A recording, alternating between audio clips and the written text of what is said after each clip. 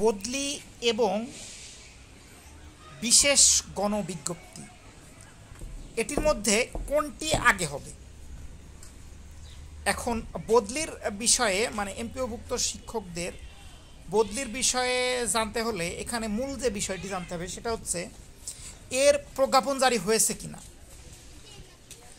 যদি এর প্রজ্ঞাপন জারি হয়ে যায় তাহলে তো বদলি দিয়ে দেবে। তবে আবার আরেকটা বিষয় জানতে চান যে এই এমপিওভুক্ত শিক্ষকদের বদলির প্রজ্ঞাপনটা কি অতি শীঘ্র হতে পারে কিনা। তো সেক্ষেত্রে আমরা যতটুকু বুঝতে পেরেছি খুব দ্রুতই এমপিওভুক্ত শিক্ষক কর্মচারীদের বদলির প্রজ্ঞাপনটা হয়ে যেতে পারে। আরও একটি প্রশ্ন করতে পারে যে হচ্ছে কাদের বদলি হতে পারে বা কারা বদলির অন্তর্ভুক্ত হতে পারে। দেখুন, কিছুদিন আগে বাংলাদেশ শিক্ষক ফোরাম সহ অনেক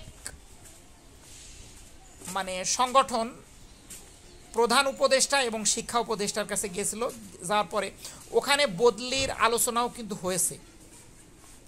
তো সেখানে শিক্ষা উপদেষ্টা ওয়াহিদউদ্দিন স্যার কিন্তু বলেছে যে 5 লক্ষ শিক্ষকদের বদলি করাটা এটা আসলে খুব কঠিন একটা বিষয়। তবে এক্ষেত্রে উনি একদম নিরাশও করেননি। তো এই জন্য আমি যতটুকু ধারণা করি যে বদলিটা যে শুধুমাত্র এনটিআরসি এর হতে পারে তা না, তবে ওনারা আমি যতটুকু বিশ্বাস করি এমপিও নীতিমালা অনুসারে করলেও করতে পারে। তবে যদি সার্বজনীন বদলি হয় সেটাতেও আমরা অবাক হব না। তো এখানে আরেকটি বিষয় যে প্রশ্নটা আসতে পারে সেটা হচ্ছে বিশেষ গণবিজ্ঞপ্তিটি হবে কিনা। এখন বিশেষ গণবিজ্ঞপ্তির বিষয়টি যদি আনতে হয় সেখানে কিছু বিষয় বিশ্লেষণ করতে হবে। সেটা হচ্ছে এই বিশেষ গণবিজ্ঞপ্তির আদলে যারা আসতেছে তারা কততম নিবন্ধন তারিখ থেকে হচ্ছে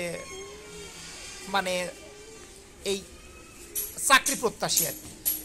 তো আমি যতটুকু জানি তারা প্রথম থেকে হচ্ছে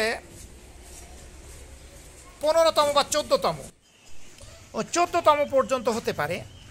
তো এখানে মূল বিষয় যেটা সেটা হচ্ছে বয়সের বিষয়, 35 বছরের বিষয়। তো 35 বছরের যে বিষয়টি এখানে দেওয়া আছে সেটি কিন্তু আদালত কর্তৃক তারাই কিন্তু রায় নিয়ে এসেছে যে 35 বছর। তো এখন এখানে যারা আন্দোলন করছে তারা সবাই 35 বছর এর 1 থেকে 14তম, গত বছর মনে হয় 5ম গণবিজ্ঞপ্তিতে সম্ভবত 16 বা 17 এই দুইটা এসেছিল।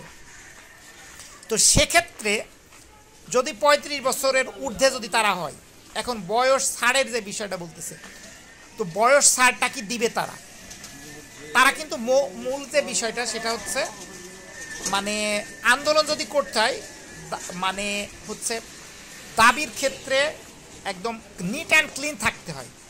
তো তাদের কিন্তু বয়স সবার 35 বছরের উপরে। তো 35 বছরের উপরে যদি হয় তাহলে একজন এমপিওভুক্ত শিক্ষক কিভাবে পাঠদান করবে। তো এখানে কিন্তু তারা হচ্ছে ইললিগাল। তো এখন তারা তো বলতে পারবে না যে বয়সের ছাড় কখনোই চাইতে পারবে না, কারণ একটা রুলস অ্যান্ড রেগুলেশনস করা আছে, তারা এই ছাড়টা কখনোই চাইতে পারবে না। তো সেক্ষেত্রে তারা যদি মাঠে নামে তাদেরকে আসলে বিশেষ গণবিজ্ঞপ্তি দিতে পারে কিনা। আমি ব্যক্তিগতভাবে এবং হচ্ছে শিক্ষা মন্ত্রণালয় কর্তৃক কিছু নাম প্রকাশিয়ে অনৈচ্ছিক কিছু কর্মকর্তা এবং উপদেষ্টাদের কাছ থেকে যতটুকু শুনেছি, এরা যদি ইললিগালভাবে রাজপথে হচ্ছে এই যে বিশেষ গণবিজ্ঞপ্তির জন্য যদি আবেদন করে তাহলে তাদের বিষয়টি আনসারদের মতো হতে পারে, কারণ ইললিগাল কোনো বিষয় এই সরকার সমর্থন করে না।